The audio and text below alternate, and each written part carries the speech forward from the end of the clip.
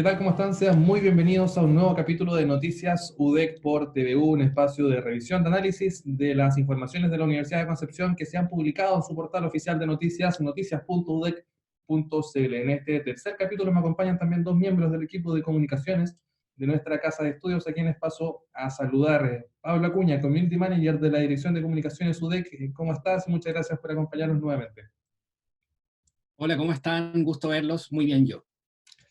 Un gusto también saludar a Loreto Aguilera, periodista de la Dirección de Comunicaciones y autora del reportaje destacado de esta semana, del cual vamos a partir conversando. Loreto, ¿cómo estás? Muy bien, Javier, un gusto saludarlos a ustedes y a todos los que están en su casa. Efectivamente, a todos quienes nos acompañan en esta tercera semana, en este espacio de televisivo, ¿no? De revisión de las informaciones, que una alianza que ya hemos venido consolidando con TVU para presentar las informaciones de la Universidad de Concepción a través de su canal de televisión. Loreto, tú eres autora del reportaje que destacamos esta semana, reportaje que ya estamos viendo en pantalla y que se titula ¿Cómo vencer los trastornos del sueño en tiempos de coronavirus? ¿Cuáles son tus principales hallazgos? ¿Por dónde también quisiste llevar la investigación que desarrollaste para confeccionar este texto? ¿Con quienes pudiste conversar? Partamos entregando un panorama general, Loreto, antes de hablar precisamente del trastorno del sueño y cuáles son algunos tips que les pueden interesar a la gente. Así es, Javier. Bueno, esto comenzó como ha comenzado muchas interrogantes en el último tiempo. Yo estoy trabajando desde casa, al igual que ustedes, y tengo mucho tiempo para estar en redes sociales y observé que hay harta gente con problemas para dormir, con los horarios cambiados, les cuesta quedarse dormidos, etc. Entonces, conversé con la psiquiatra Carmen Gloria Betancourt. Ella es docente de la Facultad de Medicina de la Universidad de Concepción, con la psicóloga Paulina Rincón, que también es docente de psicología, y con el terapeuta ocupacional Jorge Castillo. La observación más fuerte que tuvieron los tres profesionales fue que al estar encerrados, nuestra rutina cambió, la rutina de todos. Inicialmente nos levantábamos, nos aseábamos, nos arreglábamos, salíamos a estudiar, a trabajar, a la ocupación que tenga cada uno, y iniciábamos un esquema diario. Ahora que estamos la mayoría encerrados, nuestra rutina cambió y también estamos en medio de una pandemia, por tanto, no es solo un cambio de rutina de dejé de levantarme a las 9 y ahora me levanto a las 10, sino que estamos encerrados y estamos en un periodo de incertidumbre súper grande para todos a nivel mundial. Y conversando con la doctora Betancourt, llegamos a la conclusión de que la incertidumbre es una de las cosas que más nos afecta mentalmente a todos los humanos. La incertidumbre es la que nos desajusta, por así decirlo. Además, en Chile, por lo menos, estamos en medio del proceso de ajuste a un cambio de hora. El cambio de hora nos acerca un poco más al horario que oficialmente deberíamos tener según nuestra ubicación en el mundo, que deberíamos tener el mismo de Perú, que debería ser el GMT-5. Ahora estamos en el GMT-4, que es lo que más se asemeja a lo que nuestro cuerpo necesita. Por tanto, tenemos una pequeña ayuda con el cambio de hora para tratar de dormir mejor en cuanto a las horas de luz solar y las horas de oscuridad. Sin embargo, nos estamos ajustando y nos estamos ajustando en un periodo de incertidumbre y de cambio de rutina. Eso nos afecta muchísimo a la hora de quedarnos dormidos. Lamentablemente se ha observado un incremento en la cantidad de personas que tienen problemas para quedarse dormidos, específicamente que tienen insomnio. Conversé, por ejemplo, con una profesora de Los Ángeles que se queda dormida a las 10 de la noche, que es la hora normal en que ella duerme, trata de seguir su mismo horario, es la hora normal en que ella duerme antes de levantarse para ir a clases, pero María José se despierta a la 1 de la mañana, por ejemplo, y no puede volver a dormir hasta las 8 de la mañana, las 9 de la mañana, duerme 1 hora, duerme 2 horas, está todo el día cansada, 10. Es algo que es un testimonio que se repitió bastante, por lo menos en lo que pude conversar o en lo que observé en redes sociales. Ahora, hay un par de cambios también que hemos generado nosotros dentro de, entre comillas, nuestro aburrimiento, porque no todos estamos teletrabajando, algunos solamente estamos en casa. Y uno de los cambios principales es la posibilidad de dormir siestas, lo que ha dividido nuestro momento de sueño En vez de dormir de corrido 7 horas diarias en la noche, nos estamos dividiendo en, terminé de almorzar, me voy a echar un ratito en la cama, y duermes media hora, y ya le sacaste una porción de tu sueño a la noche. Lamentablemente también se ha observado de que, producto de poder estar más en casa y perder nuestra rutina, estamos más tiempo en redes sociales. Generalmente la mayor cantidad de actividad en redes sociales se da en la tarde-noche. No te das cuenta cuando te sientas o te echas de tu cama y empiezas a scrollear y no te das cuenta, y de repente son las 12 de la noche cuando tu horario normal de dormir era las Claro. 10, 11. Entonces, con esto se han observado los 4 cambios principales que hay dentro de todas las categorías de trastornos del sueño, que, como les decía, son 4, según la mayoría de los profesionales con los que conversé, que consiste en problemas para quedarse dormido, como el insomnio, como dormir muy tarde, quedarse en la cama dando vueltas y no puedes dormir y todo lo demás. Problemas para mantenerte despierto, problemas con el ritmo del sueño, con el horario, y comportamientos extraños como, por ejemplo, patear en la noche, sonambulismo, etc. Entonces, ¿cuáles son los problemas que trae en nuestro cuerpo el dormir poco? Junto a los profesionales los clasificamos en 2 áreas, que serían el físico, los problemas físicos como problemas metabólicos, cardiovasculares, hipertensión. ¿Por qué? Porque como duermes menos, tienes menos energía. Al tener menos energía, tienes menos ganas de hacer actividades que requieran movimiento físico, entonces te lleva a un problema metabólico. Y también los problemas psicológicos, porque al dormir menos estás más irritable, nos decía la psicóloga Paulina Rincón. Estás más irritable, pierdes concentración, haces cosas 2 veces, etc. Y eso genera muchas discusiones en el hogar, por ejemplo. Entonces, los profesionales nos entregaban una serie de recomendaciones que nos pueden servir a todos para mejorar nuestro sueño. Y sería, les recomiendo, establecer una hora para dormir y para despertarse, algo súper sencillo que podemos hacer todos en casa. Evitar el consumo de alcohol y cafeína. También nos recomiendan no dormir siestas si es que estamos teniendo un problema con el sueño. Hacer ejercicio o tratar de cansarse dentro de lo posible. No quedarse en la cama todo el tiempo. La cama no es un escritorio para trabajar, es solo para dormir. Evitar el uso de pantallas tan tarde, el celular, la televisión y todo lo demás. Y si es que hay algo que les preocupa y no pueden dormir, anotarlo. Y al anotarlo puede ver si se puede ocupar del problema o si simplemente tienen que dejarlo ir. Mira, son tips que pueden ser de utilidad a la hora de encontrar la fórmula para poder conciliar el sueño en la noche, algo que a varios, y también tengo que reconocer, a veces se nos hace difícil, no por falta de sueño, sino por la cantidad de estímulos a los que uno está sometido dentro del día y también en la tarde. Pablo, tú tenías un comentario, una pregunta a ese respecto, y también te planteo el tema como community manager, como persona de redes sociales, lo difícil que es a veces desligarse de esto, bueno, de cuál es el límite también entre el trabajo, entre lo que es de distracción, y en qué momento uno se pone en plan efectivamente de descansar. Efectivamente, Javier, las redes sociales pueden ser un espacio, bueno, he sabido que es bastante útil, pero también es un espacio en el cual uno puede perder el sentido del tiempo, de qué está haciendo, etcétera. En particular en la noche, donde uno está, se genera una especie como de alerta, uno siempre está revisando, etcétera, y eh, cuesta mantener esa separación. Yo haría un énfasis en lo que decía Loreto y los expertos respecto a mantener ciertas rutinas de higiene de sueño. Lo mismo, es separar el espacio donde uno duerme del espacio donde uno trabaja o vive, etcétera. En lo personal, eso es lo que me ha funcionado mejor, en particular durante este periodo. Es importante mantener rutinas, etcétera. En particular cuando se trata de conexión a través de redes sociales, que en este momento es el único tipo de conexión real que podemos tener con otras personas y el único tipo de interacción masiva.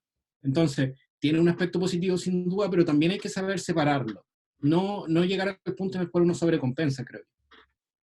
Sí, sí, Loreto, los especialistas entregan varias recomendaciones, pero yo quiero también plantear el tema de lo que tú mencionabas al principio, que recogiste varios testimonios. Conversaste con 2 mujeres, con 2 personas que a mí me da la sensación también pueden ser representativas de lo que están viviendo muchas familias a lo largo de Chile y, bueno, para qué decir del mundo, en este contexto de confinamiento. Una profesora que tiene que hacerse cargo de adultos mayores en su hogar, una dueña de casa que tiene que también encargarse de todos los elementos del funcionamiento también de su residencia. Entonces, ¿en qué momento aquellas personas que están muy ocupadas, que tienen muchas tareas dentro del día, laborales y dentro de casa y también de cuidado, se empiezan a preocupar de ellas mismas? O sea, probablemente hablamos de una postergación de años que ahora se ve más acentuada en este contexto de cuarentena. Correcto, así es, Javier. De hecho, quiero recalcar el concepto de incertidumbre, porque al no saber y no poder manejar cuál es tu futuro, todas tus prioridades cambian. Y ahí pasa eso que mencionas tú, de que muchas personas se dejan un poco de lado. Entonces, tanto en el caso de la profesora de María José como de Virginia, ambas han tenido problemas para dormir. Ya les contaba el caso de María José, que duerme 3 horas al inicio de la noche y después ya se desvela. Y Virginia siempre ha tenido problemas para dormir, solo que ahora se acrecentaron. Y ella además no quiere consultar con los profesionales, no le gusta tanto el tema de ir al médico o algo así, entonces no está dispuesta a tratar y ha optado por las típicas recomendaciones que nos dan a todas las abuelitas de consumir manzanilla, leche caliente antes de dormir, etc. Pero hay algo que les puede servir a todos y es lo que recomiendan los 3 profesionales y es volver a establecer una rutina. No importa si la rutina ya no es la misma que tenías antes, porque todo cambió, pero sí puedes generar una rutina nueva y tratar de seguirla. Y eso es algo que María José por lo menos está tratando de implementar. Ella trataba de seguir sus horarios antiguos, se acostaba a las 10 de la noche, que era el horario en que le servía para después levantarse para hacer clases, y ahora optó por acostarse un poco más tarde, pero ya poder dormir más cansada y dormir un poco más. Así que lo que todos los profesionales recomendaban era eso, crear una rutina, un horario para acostarse y levantarse, un horario para apagar las pantallas, y con eso ya todo está, la calidad del sueño mejora bastante. Perfecto, perfecto. Bueno, la invitación está abierta a ingresar a noticias.udec.cl, dirigirse hacia la sección de reportajes y leer la nota "Cómo vencer los trastornos del sueño en tiempos de coronavirus". Conversamos recientemente con Loreto Aguilera, su autora. Nosotros tenemos que hacer una breve pausa. Al regreso seguimos haciendo Noticias UDEC por TV.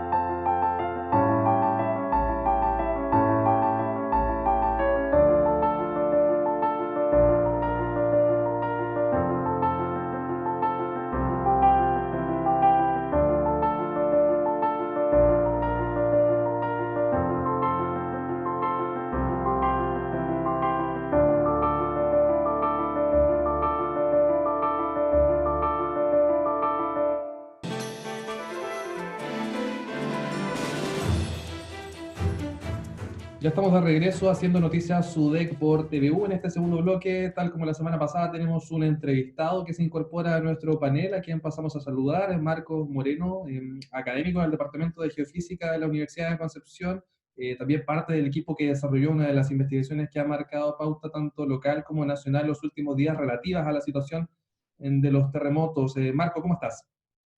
Hola Javier, buenos días, muchas gracias por la invitación. Bien, todo bien.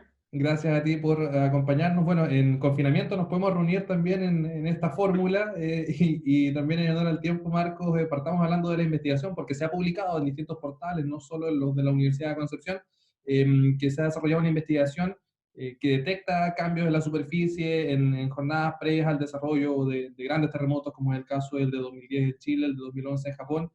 Primero, yo creo que es bueno partir aclarando, incluso desmitificando en qué consiste la investigación, cuáles son sus alcances, y yo creo que también tirar de entrada el tema de que si es que se aumenta a partir de lo que son estos hallazgos la capacidad predictiva en cuanto a lo que tiene que ver con los terremotos.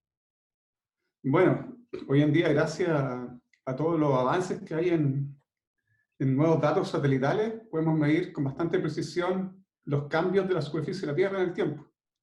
Entonces, usando estos tipos de observaciones, hicimos un análisis de cómo era la deformación en los años anteriores al terremoto de 2010 y pudimos ver que había unas oscilaciones en la deformación, cambios anómalos entre una deformación normal a una deformación un poco anómala, la cual ocurría varios meses antes del terremoto, lo cual es una oscilación en cual está indicando que la placa, el contacto de las placas se empieza como a acelerar, y eso mismo hace que se produzca como un aumento de los esfuerzos en la zona donde ocurren estos terremotos.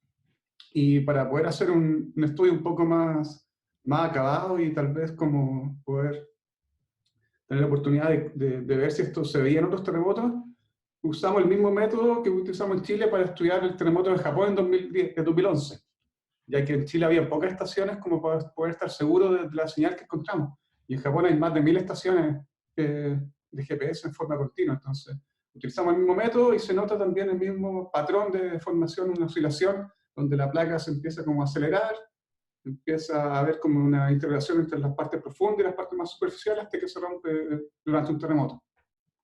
Y esto es la primera vez que se puede detectar este tipo de oscilaciones con una gran magnitud, son pocos milímetros, y es una formación que ocurre a nivel continental. O sea, estamos hablando de un proceso que probablemente ocurre en la parte más profunda del contacto entre ambas placas. Sí, estamos hablando, Marcos, de una investigación que se desarrolla, por así decirlo, ex post a lo que tiene que ver con estos terremotos, ¿no? Pero este nivel de monitoreo y de precisión es algo que podemos ir desarrollando como humanidad o como comunidad científica para precisamente anticiparnos a eventos como el de 2010 en Chile y el de 2011 en Japón. O sea, probablemente este tipo de señales nos está indicando cómo es la mecánica de todos estos procesos precursores que ocurren antes de los grandes terremotos. O sea, hoy en día con esto podemos detectar una fase previa que ocurre en meses, incluso días antes de los terremotos, y nuestros estudios también habían demostrado anteriormente de que había un caso similar que también pudimos notar en el terremoto de Iquique de 2014, pero la diferencia de este nuevo estudio es que al utilizar una red un poco más amplia, podemos detectar mucho mejor los patrones de esta deformación, que no es solo acotado al lugar donde ha ocurrido el terremoto, sino que nos está indicando que hay una interacción bastante compleja en todo el sistema de subducción. Así que estamos bastante contentos y creo que igual abre nuevas perspectivas. No te podemos decir de que esto nos va a ayudar a predecir los terremotos hoy o mañana, pero sí es un gran avance, y yo creo que si este tipo de señales las podemos encontrar relacionadas a otros terremotos, ya va a ser una confirmación de esta hipótesis, y yo creo que en un futuro cercano no deberíamos decir que vamos a encontrar la fórmula para predecir los terremotos. Yo creo que igual está un poco alejado aún, pero sí esto aumenta el conocimiento de los terremotos y permite que yo creo que uno podría establecer protocolos, igual como lo hacen en la alerta de los volcanes, por ejemplo, cuando empieza a haber sismicidad o actividad preeruptiva, que ponen, no sé, una señal, una bandera, ¿cómo se dice? Alerta amarilla, por ejemplo. Claro. Yo creo que si uno pudiera encontrar estas señales que están ocurriendo y estás seguro que estas señales están relacionadas a los terremotos, uno podría generar, por ejemplo, una alerta amarilla, donde se podrían engatillar protocolos con un monitoreo más en detalle. Así que yo creo que esto va a ser un pequeño avance para la comprensión y también para estar un poco más preparados respecto al riesgo sísmico. Sí, sí, efectivamente. Bueno, chicos, abramos la conversación. Loreto, Pablo, ¿tenían algunos comentarios, algunas apreciaciones también en torno a este tema? De hecho, bueno, muchas gracias por la información primero. Me es particularmente interesante el hecho de que podamos tener una aproximación o una especie de alerta previa, obviamente dentro del marco de tiempo, etcétera, respecto a lo que pueda ocurrir y tener una alerta. Me interesa mucho saber respecto a los cambios que eso generaría. Tú hablabas de ciertos protocolos que se pueden activar, ciertas alertas, y también los cambios que tendría a nivel social, yo creo, porque en particular nosotros que vivimos en este país, tenemos una relación bastante cercana con los terremotos o con los movimientos de tierra. Entonces, la idea de poder saber de que puede ocurrir uno sería un cambio importante, creo yo. No sé qué opinas. Bueno, gracias, Pablo. Mira, yo creo que igual es un avance, y como te digo, hoy en día, gracias a esta información de los satélites, realmente estamos viendo cómo la Tierra, cómo la Tierra incluso cómo respira, como partes que están subiendo, partes que están bajando. Y esto es relativamente importante porque nos permite no solo como comprender un poco la mecánica de los terremotos, que todavía no se entiende muy bien, pero estos resultados, por ejemplo, yo creo que fue publicado en Nature porque realmente como que explica un poco de la mecánica de cómo se producen estos terremotos. O sea, cierto que tenemos la placa de oceánica, que está compuesta de material volcánicos, porque están estas dorsales en los centros de los océanos que están empujando a ambos lados las placas, que es lo que se llama tectónica de placas. Entonces viene la placa oceánica chocando contra el continente sudamericano, y esta placa oceánica, como es de material volcánico, es más pesada y se empieza a subductar, que se llama, que es como que se empieza a bajar debajo del continente porque es más pesada, ¿cierto? Entonces esto es lo que generalmente produce los terremotos, y eso es todo lo que, el mismo mecanismo que está en todos los Andes. Pero yo pensaba que este mecanismo, ¿cierto?, era como continuo, y que solamente se acumulaba la energía donde se producen grandes terremotos.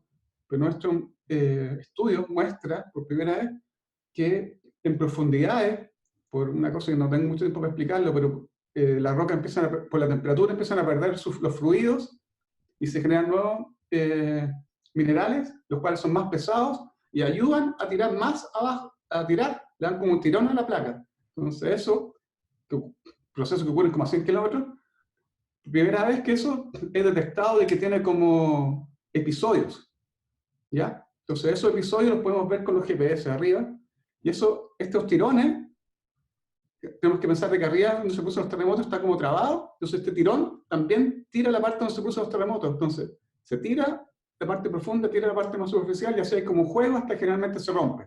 Entonces la clave igual es como, utilizando sus datos GPS también, monitorear y ver cómo está la acumulación de los esfuerzos en la parte más superficial.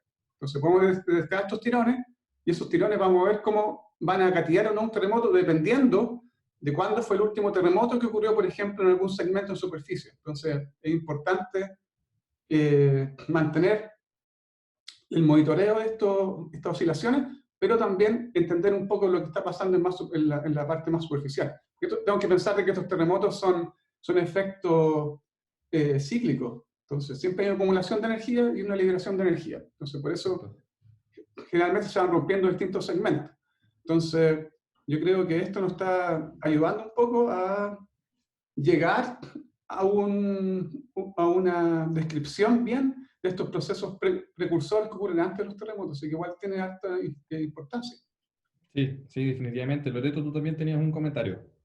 Así es, Marcos, quería consultarte, comentabas tú que en Japón habían más estaciones de monitoreo. ¿Cuál crees tú que es la labor pendiente que tenemos en Chile para poder realizar estos estudios? Mira, en Japón, ¿cierto?, tienen más de 1000 estaciones, y tenemos que pensar de que estos grandes terremotos ocurren en la parte más superficial del contacto, o sea, ocurren desde la costa más o menos hacia el mar. Por eso que estos terremotos producen grandes tsunamis también, porque la energía se libera debajo del mar. Entonces en Japón, Estados Unidos, ya Canadá, Nueva Zelanda, están tratando de implementar instrumentos debajo del mar, en el fondo marino, que ahí realmente es donde ocurren los terremotos. Entonces, ahí Chile hoy en día se está quedando un poco atrás.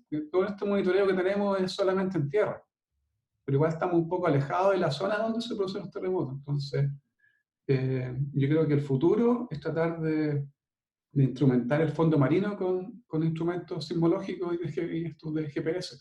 Eso nos va a ayudar un poco más a comprender, y quizás, claro, o sea, los GPS nos ayudan a tener una visión de todos estos procesos que ocurren a una escala más grande, pero realmente para poder saber cómo esos procesos afectan la parte donde va a ocurrir los terremotos, necesitamos tener instrumentos más cercanos a la fuente, que es justo debajo del mar. Así que yo creo que ese es el próximo desafío pendiente en Chile. Sí, Marcos, y a propósito de lo mismo, y para ir cerrando, también te lo pido como conclusión, a 10 años del terremoto del 27F que todavía tenemos tan presente. En mayo también nos acordamos de lo que sucedió en Valdivia, que si no me fallan las matemáticas, hablamos de 60 años también. ¿Cuán preparados estamos? ¿Mejor que antes, igual que antes, nos hemos quedado atrás, como dices tú? ¿Y cuánto también aportan estos nuevos hallazgos en la tarea de desarrollar tareas preventivas, ¿no?, en la población? No, yo creo que había un gran avance. Antes de 2010 había una red de estaciones de GPS de no más de 10, y después del terremoto de 2010 hubo todo un esfuerzo. Hoy en día Chile cuenta con más de 120 estaciones a lo largo de todo Chile, de manera continua. Había un gran avance. También muchos estudiantes se motivaron y fueron a estudiar, a hacer doctorado o especializarse afuera después de este terremoto, así que yo creo que ha habido todo un boom, tanto en el conocimiento como en la instrumentación. Pero hay que mantenerse y yo creo que hay que seguir estudiando. Y, y claro, el problema es que los terremotos ocurren a una escala mucho más grande que la escala humana. Pues para que se produzca un gran terremoto se tiene que acumular energía por casi décadas, siglos. Entonces necesitamos tener ventanas de tiempo más largas para poder conocer mejor estos procesos. Pero yo creo que estamos dentro de un tiempo para, cada vez van a ir saliendo mayores descubrimientos, como les decía yo, gracias a este nuevo tipo de instrumentación continua que están operando. Perfecto, bueno, queremos agradecer a Marcos Moreno por habernos acompañado en este segundo bloque aquí en Noticias UDEC por TV. Marcos, que estés muy bien.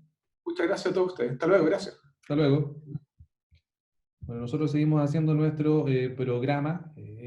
Ahora queremos pasar a un siguiente bloque, Pablo Acuña, lo que tiene que ver con las redes sociales de la Universidad de Concepción, con la información para nuestros usuarios, redes sociales, Pablo, donde precisamente se puede encontrar también información respecto a notas tan interesantes como lo que conversábamos con el profesor Marcos Moreno. ¿A quién más tenemos que ponerle atención? ¿Cuáles son las campañas y cuáles son los temas que pueden ser de interés para nuestro público?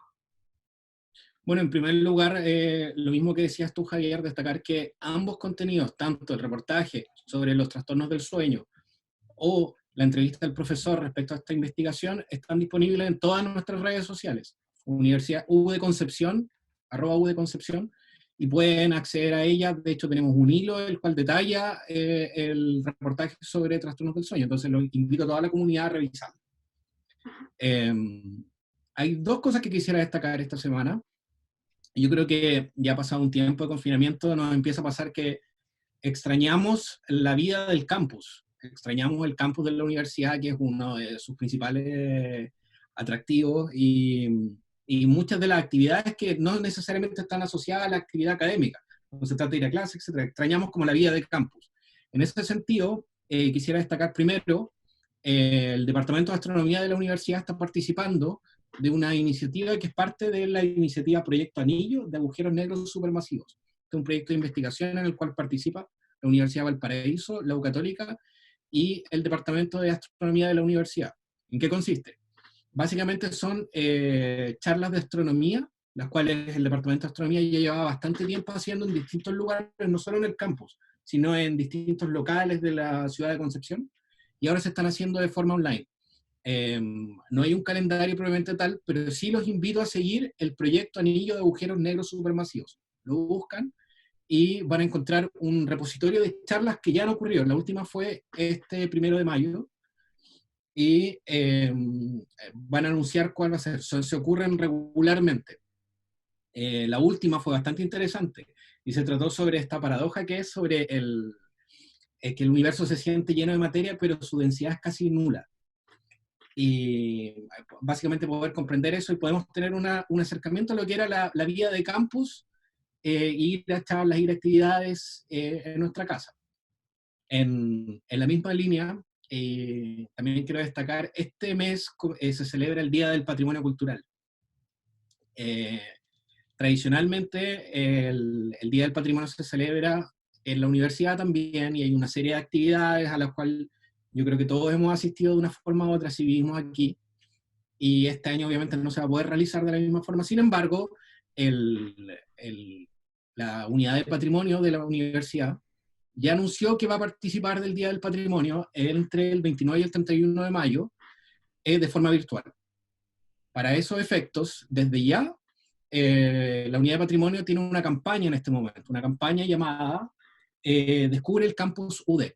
¿En qué consiste? Ustedes busquen Patrimonio UDEC en Facebook e Instagram y van a encontrar la cuenta de la unidad, y están compartiendo en este momento detalles del campus. Y estos detalles llevan a una especie como de búsqueda en la cual ustedes pueden conocer sobre la historia del campus. Es importante destacar que nuestro campus fue declarado Monumento Histórico Nacional. Por lo tanto, hay una serie de detalles que quizás pueden pasar inadvertidos en nuestro día a día, y el trabajo que está haciendo la Unidad de Patrimonio en este momento es relevar eso, de ponerlo en valor y destacar también cosas que no sabemos, y también lo que les decía hace un momento, volver de cierta forma al campus, obviamente de forma virtual, pero no perder esa vinculación tan cercana que tenemos como ciudadanos de esta ciudad, que es de, como de siempre, estar vinculados de una forma u otra al campus. No es solo algo que sea de la comunidad exclusivamente, es algo que es de la comunidad completa. Y es importante, en particular en instancias como es el Día del Patrimonio o el Mes del Patrimonio, no perder el sentido de la vinculación que tenemos con ese espacio, el cual es un espacio abierto a la comunidad y profundamente democrático. Eso. Perfecto. Nos quedamos con ese mensaje entonces, Pablo, de quedarse en casa, de seguir cuidándonos y cuidando a quienes también están a nuestro alrededor, pero de todas formas seguir vinculado a la Universidad de Concepción con la serie de actividades que se mantienen en desarrollo, pese al contexto de cuarentena y confinamiento. Pablo, muchas gracias por acompañarnos en este Noticias UDEC por TVU. No, muchas gracias y gusto verlos como siempre. Loreto Aguilera también se incorporó a nuestro panel, nos vamos a volver a ver en una próxima ocasión. Muchas gracias también por tu tiempo. Gracias a ustedes y nos vemos. Nos vemos, que esté muy bien, hasta luego. Chao, chao.